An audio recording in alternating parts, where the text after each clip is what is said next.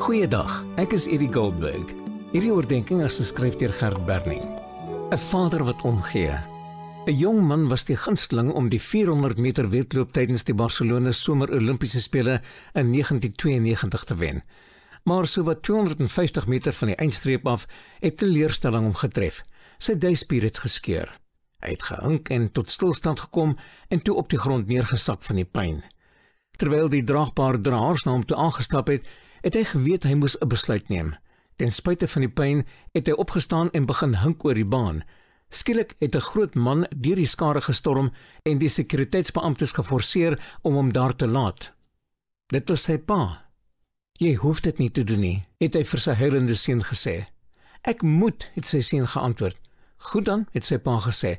"Ons gaan dit saam klaarmaak." Die vader het sy arms om sy seun gesit en hom gehelp om voort te beweeg. Net voor die eindstreep het hy sy seun gelos en die seun het die wedloop voltooi onder 'n staande ovasie van 65.000 mense. Derek Redmond het dalk nie eers geëindig nie, maar hy het sy wedloop voltooi, ten spyte van die pyn, ten spyte van die trane.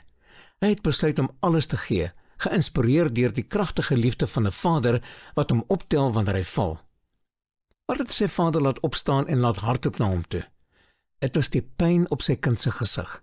Sy seun het seer gekry, maar wou die wedloop voltooi. Daarom het sy pa gekom om hom te help. Jesus leer ons om te bid. So moet julle bid.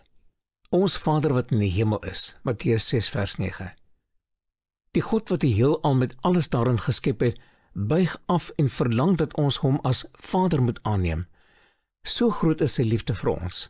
Net soos 'n aardse vader sy kinders vertroos, beskerm en lei, so doen God dit vir ons, maar op 'n nog wonderliker manier. Hy ken ons swakhede, ons vrese en ons mislukkings, en tog bly sy liefde konstant.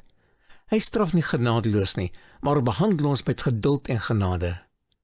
Mag hierdie woorde ons daaraan herinner dat ons nooit alleen is nie.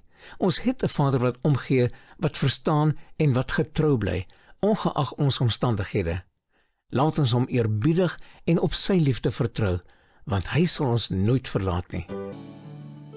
Ons Vader wat woon in die hemel,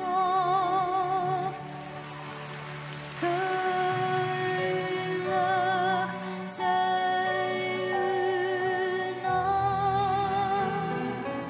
Hemelse Vader, dankie dat U 'n liefdevolle Vader is wat met ontferming op ons neerkyk.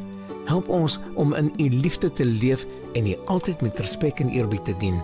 Amen.